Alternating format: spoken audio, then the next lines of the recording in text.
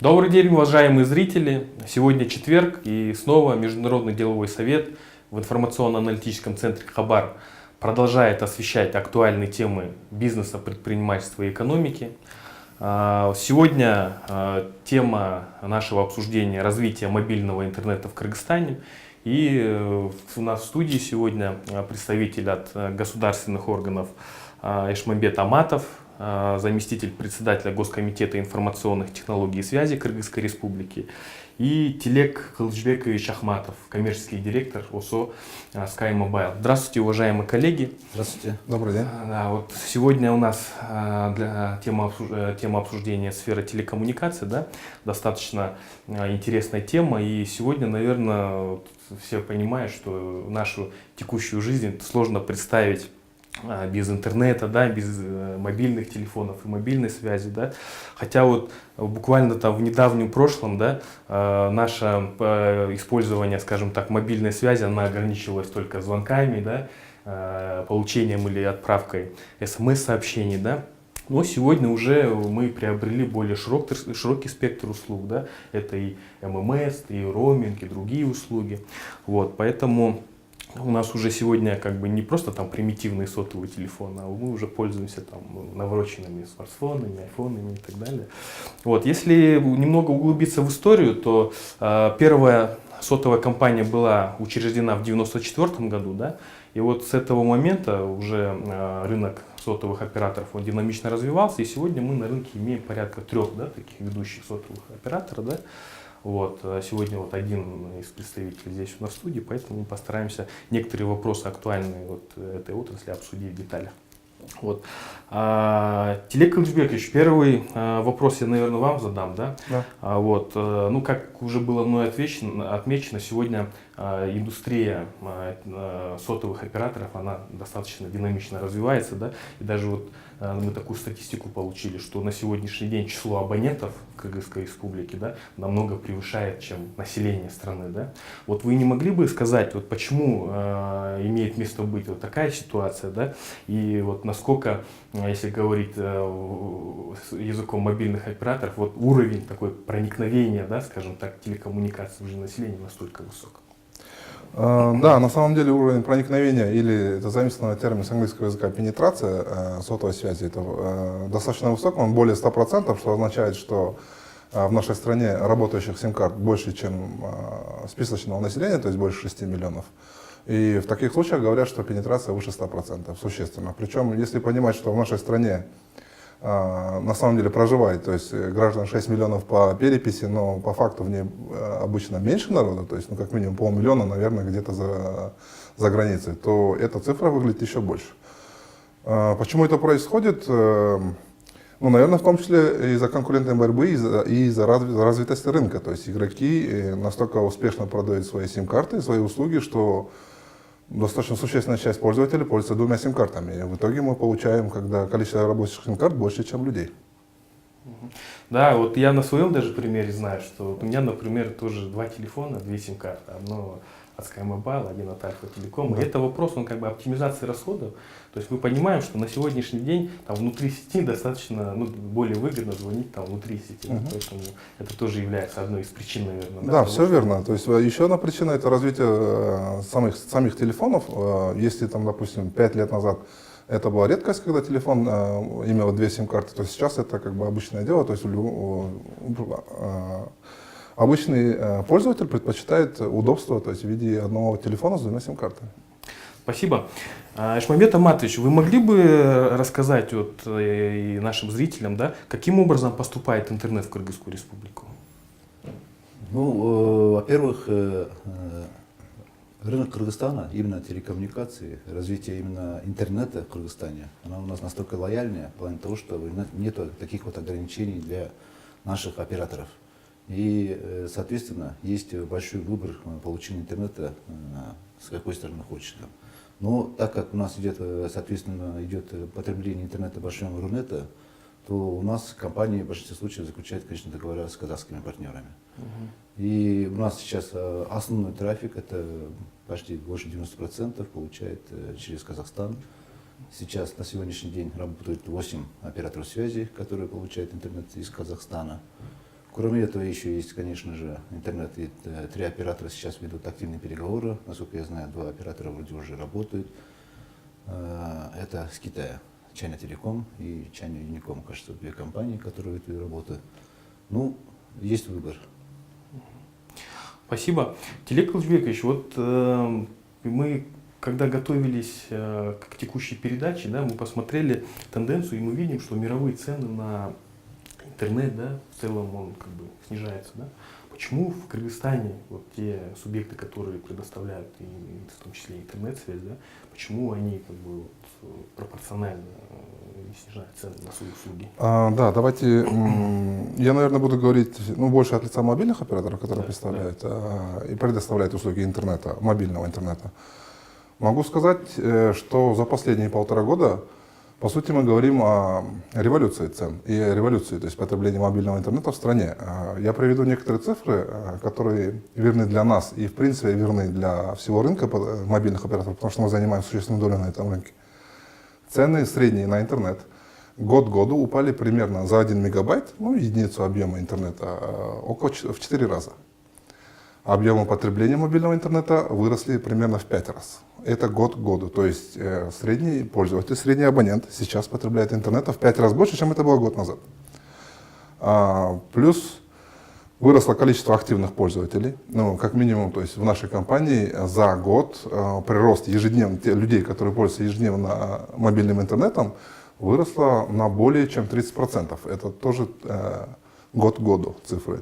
Еще один показатель, который также свидетельствует о том, что у нас очень бурно идет, особенно последние 1,5 года, развитие мобильного интернета, это статистика проникновения смартфонов в базе. То есть, если мы говорили, что год назад примерно каждый 4-й пользовался в Кыргызстане, в стране пользовался смартфоном, то сейчас мы говорим, что практически это каждый 2-й уже. То есть половина, практически половина пользователей уже пользуются смартфоном.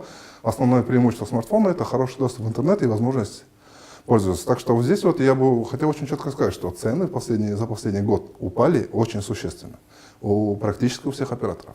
То есть это не реклама, не то, чтобы я говорю только вот у Билайна, да, в целом на рынке существенное снижение средней стоимости мегабайта произошло в 4 раза. То есть это такая хорошая новость, потому что это означает, что то есть субъекты, которые предоставляют услуги по мобильному интернету, да, они идут в ногу со временем. Да? То есть вы вот такие мировые тенденции, вы их в полной мере как бы соблюдаете. Да? Да, даже более того, я бы сказал, если мы будем сравниваться с нашими соседями, то в среднем абонент в Кыргызстане пользуется мобильным интернетом в объеме в разы превышающим, например, пользование того же интернета в Узбекистане, существенно больше, чем в Таджикистане, и примерно на одном уровне с Казахстаном, у которого, в смысле, есть преимущество в инфраструктуре и в стоимости того самого интернета, который закупается. То есть у входа, скажем так, интернет у них гораздо дешевле, потому что они ближе к России, у них большие магистральные операторы, у них себестоимость ниже, но тем не менее наши в среднем пользователи, абоненты пользуются примерно столько же, сколько в Казахстане, средний пользователь. Спасибо, Ишмамил Даматович. У вас какое мнение вот на тот же вопрос, который... В принципе, по большому счету, конечно, на сегодняшний день, и в сравнении, которое вот сейчас Кылыч привел, цены, на самом деле снижение цен на доступ в интернет в общем плане, я скажу, не только это мобильный, а в общем плане, оно у нас намного больше упало последние 2 года, год-2 года. И это действительно в разы падение. Во-вторых, у нас потребление интернета выросло тоже в разы, потому что сейчас мобильные гаджеты позволяют получить там то же самое, не только там смартфоны там, или там планшеты там. Кроме этого, конечно же, вот, компьютеры, которые на работе стоят или дома стоят. Там, сейчас именно идет притяжение того, что люди начали качать уже тяжелый контент. То есть это потреблением информации в больших объемах уже. И, соответственно, в плане того, что снижение цен, ценность действительно снижается, мы это видим. В плане того, что почему до сих пор вот, как бы, того снижения, которое народ хочет, не получает, я хотел поддержку мобильных операторов, и вообще всех операторов хотел сказать, что необходимо учитывать, что у нас Кыргызстан, рельеф сам по себе очень сложный. И строительство, например, сетей, оно вызвано с очень такими трудностями. Это у нас все-таки горы, строительство в таких сложных рельефных условиях очень тяжело. И капиталовложение, например, в равнинных местах, оно может быть там отличаться от той же прокладки оптики или строительства релейки, и потом дальнейшее обслуживание этих радиорелейных базовых станций, которые в высоких горах расположены, она в разы отличается по эксплуатации, чем на ровном месте, например. Да? И, соответственно, здесь говорит о том, что откуда такая вот цена выходит, это все-таки надо исходить из того, что себестоимость предоставляемых услуг.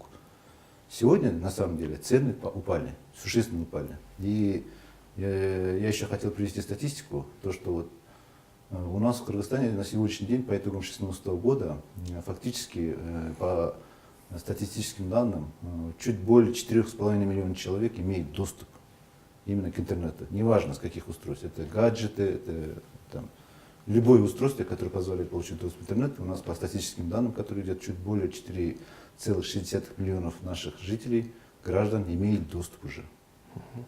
Да, вот мобильный интернет, на самом деле, я даже по себе знаю, да, он настолько вот крепко вошел в нашу повседневную жизнь, да, что вот я, например, сейчас, если вот так статистику своей жизнедеятельности посмотреть, я уже давно не прибегаю, скажем так, к привычным лэптопам, ноутбукам, да, там, персональным компьютерам и так далее, а все больше уже как бы используешь мобильный интернет в сотовых телефонах и так далее. Вот. Ишмамбет Аматович, ну, я уже сказал, что мобильный интернет, в целом интернет очень важную роль в нашей жизни играет, да, в повседневной. Вот. И, наверное, ни для кого из вас не секрет, что события прошлой осени, да, когда наш братский Казахстан практически втрое, по-моему, увеличил цены на транзит интернета в адрес Кыргызстана. Да. Конечно, потом эта ситуация была разрешена, да, но все-таки у нас вот возникают резонные вопросы. Есть ли у нас сегодня какие-то альтернативные, да, пути, скажем так, доставки интернета, да, в Кыргызстан? Есть какие-то наработки? Если да, то, может быть, вот наших зрителей проинформируйте. Потому что это просто потрясение было на тот момент, когда скорость предоставляемых услуг резко снизилась. Да. Ну и я вообще хотел сказать, что, во-первых, это, конечно же, работа должна была проводиться непосредственно операторы со своими партнерами с казахской стороны, конечно же. Это взаимодействие двух операторов, взаимодействие и работа двух хозяйствующих субъектов. И, соответственно, как государственный орган, конечно, мы не имеем права вмешиваться в эту процедуру. У нас нет таких прав и полномочий нету регулировать такие вещи. Тем более есть антимонопольный орган, который регулирует такие, тем более межстрановые споры там, да. Но на сегодняшний день мы видим, что действительно мы договорились, операторы нашли общую точку соприкосновения, цены не изменились, даже цены ниже стали, чем которые в прошлом году говорили. И сама ситуация, о которой говорится, это, я считаю, что это взаимоотношения двух операторов, это по двух партнеров, это во-первых. И необходимо понимать, что здесь цены все-таки связисты, операторы, которые работают на одном рынке, они всегда находят общий язык. И на сегодняшний день у нас ничего не поменялось, в плане того, что цены там не поднялись, они наоборот сейчас падают, потребление интернета у нас растет, объемы потребления интернета растет.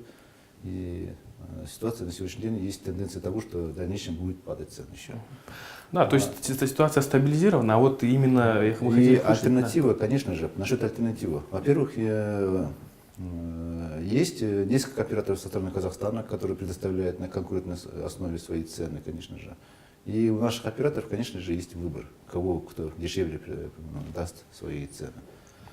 Здесь надо учитывать, что есть определенные традиции работы двух партнеров, например, то, что если на долгосрочной основе работают, на долгосрочной перспективе, то есть определенная договоренность по тому, что это через определенное время снижать цены, в зависимости от увеличения объема трафика, потребляемый этим оператором, нашим оператором с нижним. И, соответственно, здесь есть тенденция того, что, опять повторюсь, к снижению цен. А по альтернативной части, конечно, у нас есть сейчас выбор. 3 оператора уже имеют полноценный выход от Китая. Тестирование показало очень хорошие качества. И именно в российскую сторону, в Европу, данный интернет показал, что по результатам тестов я говорю о том, что данным интернетом уже пользоваться. И тем более там цены конкурентные со стороны китайских партнеров. Я думаю, что операторы сами должны решить для себя, у кого что предложит, и, соответственно, работать. Это уже вопрос рыночный. Да, это рынок диктует, и, соответственно, если работа ведется, то мы не можем как-то регулировать здесь. И мы не имеем права, конечно же, зайти и сказать, там, да, ты то убери, то убери. Конечно же, не можем Да. сказать. Ну, главное создать основу для того, чтобы вот эта диверсификация поставок, да, Да. услуг, да, чтобы она как бы наличествовала. Вот.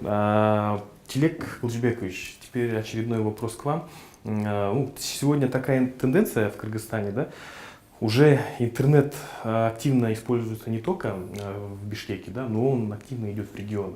И это, наверное, львиная доля заслуги как раз-таки вот наших сотовых операторов, да, которые в том числе мобильный интернет предоставляют, да, и вот и в том числе и в Бишкеке, и в регионах становятся все более популярными такие вот приложения, как WhatsApp, Viber, да, и так далее, и так далее.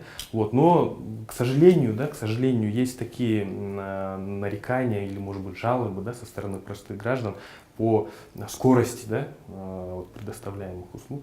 Вы как вот можете прокомментировать вот этот фактор? То есть действительно ли скорость настолько низка, да, что об этом стоит говорить? И какие вот вы можете или уже, да, прорабатываете шаги для того, чтобы нормализовать вот этот процесс? Да, я думаю, что, как я говорил, то есть те цифры, которые я приводил до этого, нужно понять одно в контексте. Пользование интернетом увеличилось в разы. То есть год к году, я не знаю потребление какого товара в этой стране, который потребляют миллионы людей, увеличилось в 4 раза за один год. Пропускная способность сети всех операторов имеет определенную пропускную способность. Когда резко увеличивается в 4-5 раз увеличивается потребление, то операторы не всегда могут успевать увеличивать ту же пропускную способность, просто потому что физически и с точки зрения вложения денег за один год вложить огромное количество денег, и мало того, что вот, учитывая наш горный рельеф и местность, построить адекватную сеть, и чтобы не было, то есть человек не заметил никаких изменений, очень тяжело.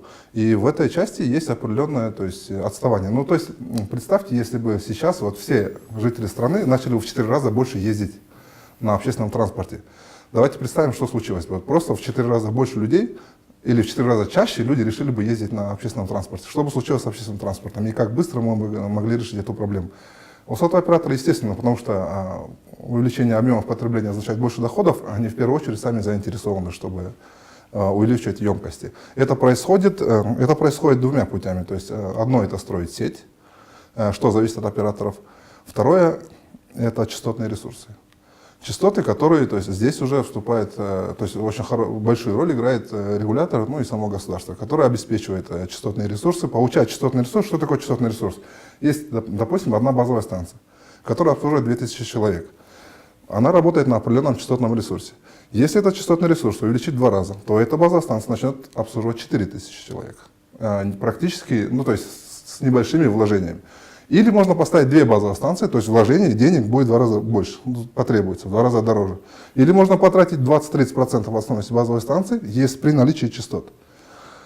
Операторы готовы платить за частоты, готовы платить в бюджет, готовы платить государству, готовы платить хорошие деньги. Нам единственное, что нужна только возможность. То есть, чтобы государство пришло и сказало: уважаемые операторы, вот частоты. Эти частоты могут стоить миллионы долларов. То есть, по сути, которые уйдут в бюджет. Если сейчас государство, которое к этому и готовится, собственно говоря, насколько мы знаем, точно утверждать не буду, но вот такие обсуждения, разработка таких законопроектов идет.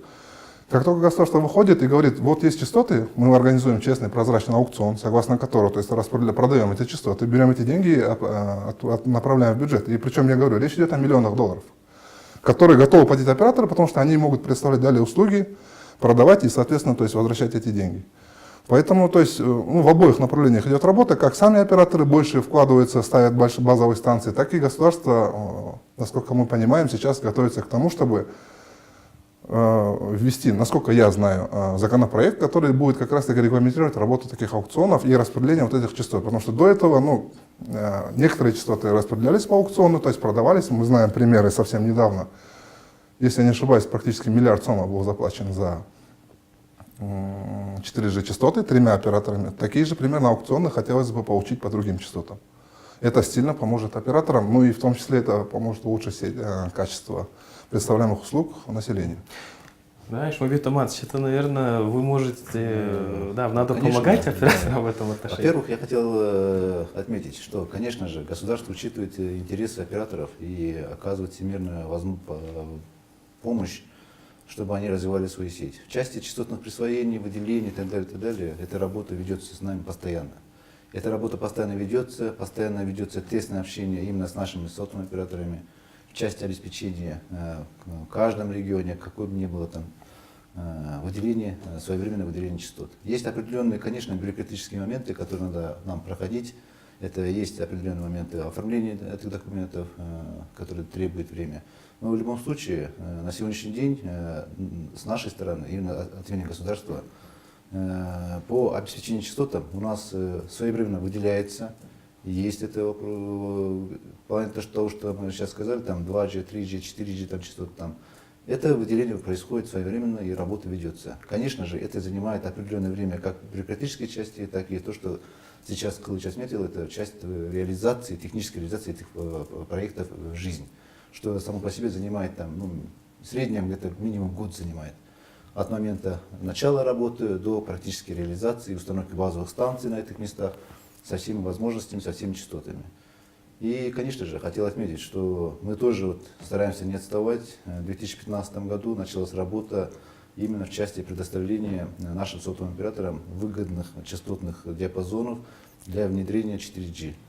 В 2 этапа было реализовано нашим сотовым операторам частоты общей полосой 10 МГц в 800 диапазоне, 800 МГц. Да, конечно же, этот аукцион дал очень большой плюс, бюджет наш, порядка бюджет из 2 аукционов от 3 сотовых операторов мы получили почти 1,7 миллиардов сомов. Это пополнение бюджета. Да. И, соответственно, мы должны учитывать еще другой момент. Наш государственный комитет создан буквально в прошлом году летом. И, соответственно, здесь сейчас говорить о том, чтобы вас создали и давайте сейчас выдавать частоты, это неправильно будет.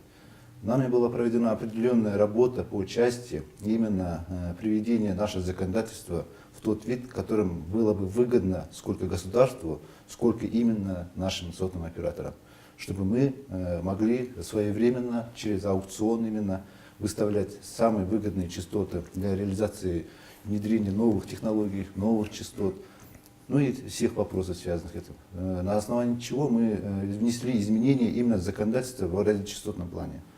Мы в прошлом году этот закон разработали, мы внесли изменения в существующий закон. Это законодательство было поддержано нашим Джор Кенешем, депутаты поддержали в 3 чтениях. И буквально в марте, уже в 3-м чтении, Джор Кенеш этот закон принял. Сейчас данный вопрос именно определение работы, выделения частот, именно, например, новых технологиях, без разницы в каких сферах не было, потому это телевидение будет, это еще в других местах будет. Сейчас вопрос этот уже законом уже определен. Сейчас закон находится на подписи президента Кыргызской Республики. И как только данный закон подписывается, с нашей стороны начнется разработка нормативных документов в части правил выделения частот, правил аукционов, где эти частоты будут все выделяться будет своевременно.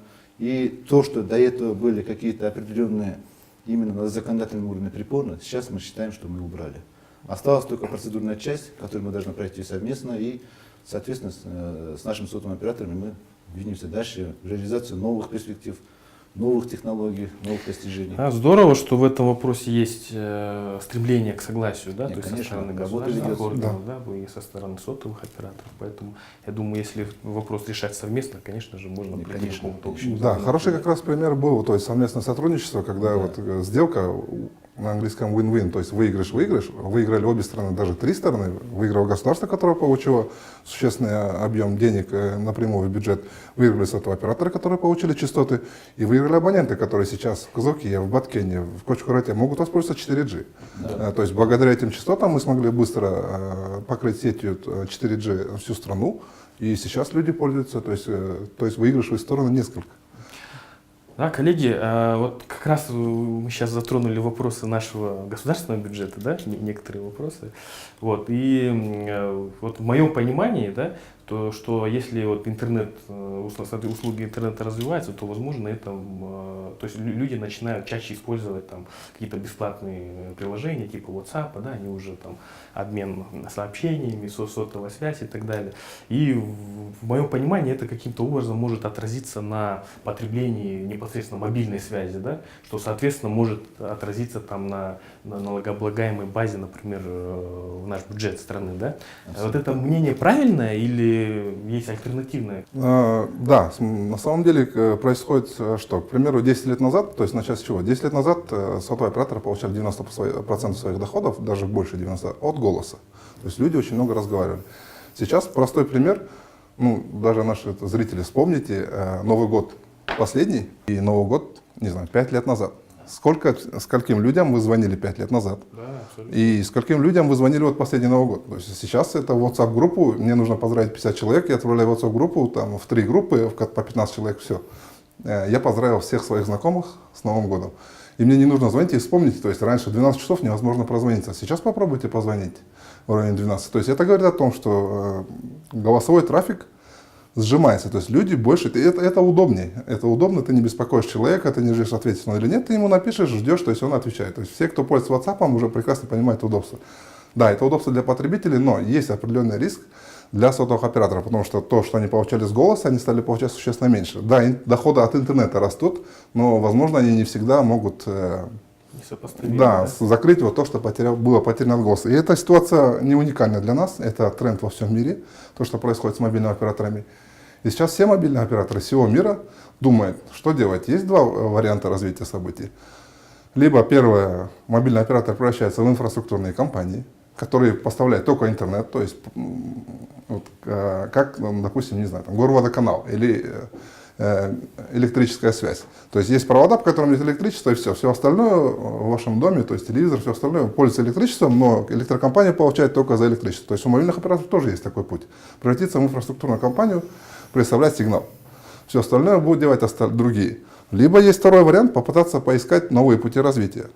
Если есть проблема для сотовых операторов в развитии таких приложений, как WhatsApp и Viber, почему бы самим не разработать WhatsApp и Viber? Абсолютно, да.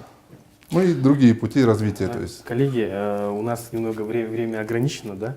Это на самом деле оказывается такая вот широкая тема, да? Многогранная, да, где можно еще долгие часы обсуждать эту тему. Вот. Но, к сожалению, мы эфиром ограничены, поэтому мы, наверное, будем завершать нашу передачу тем, что, возможно, у представителя бизнеса, да, или представителя государства будут какие-то рекомендации друг другу, да, может быть, какие-то просьбы и так далее. Вот вы можете сейчас воспользоваться этим моментом и пожелания свои высказать буквально вкратце, тезисно. Да? Хорошо. Ну, я хотел бы сказать, что мы со стороны государства, конечно же, обязаны и будем обязаны всегда создавать соответствующие условия как на законодательном уровне, так и в регулятивном уровне, все условия для того, чтобы наши компании развивались. В плане того, чтобы, что можно для этого сделать? Именно часть того, чтобы обеспечить, чтобы компания поднималась, это же мы сами заинтересованы же. И тем более компании заинтересованы в том, чтобы у них был простор, где двигаться, где работать. И, соответственно, мы сейчас вот ведем очень такую большую работу именно в законодательном плане, именно в части регулятивных вопросов. Мы некоторые вопросы решили вообще сократить. Некоторые сейчас вопросы, большинство вопросов сейчас уже актуальность теряет со временем развития технологий. И мы сейчас идем к тому, чтобы упростить жизнь нашим операторам связи. Это не только касается сотовых операторов связи, это вообще в общем плане. А часть того, чтобы чем порекомендовать, ну, мы хотели бы, конечно, чтобы наши сотовые компании охватили, конечно, в итоге 4G весь Кыргызстан. И тем более, учитывая тот момент, что сейчас осталось, если 5 лет назад было больше там 2000 сел было, которые не охвачены даже сотовой связью, да, сегодня осталось 70-80 удаленных населенных пунктов, которые не обеспечены интернетом. Я уже не говорю про связь там, голосовую, там. Мы говорим о том, что сейчас уже тренд идет к тому, что обеспечение доступа к интернету. Поэтому мы готовы работать, мы открыты ко всем разговорам. А рекомендация только то, что успехов и удачи.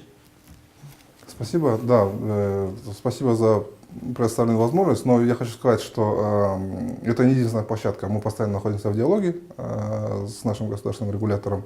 и постоянно обмениваемся и рекомендациями, и пожеланиями, и требованиями даже друг от друга. То есть, ну, наша рекомендация, или вернее пожелание, наверное, в принципе, делать то, что вы делаете, возможно, быстрее. Спасибо, коллеги, Спасибо что большое. сегодня были с нами, Спасибо. обсудили с нами вопросы. Спасибо, уважаемые зрители, что были с нами. Надеюсь, сегодня вы получили очередную порцию интересной информации. Смотрите нас в следующий четверг с очередным выпуском нашей передачи. Спасибо.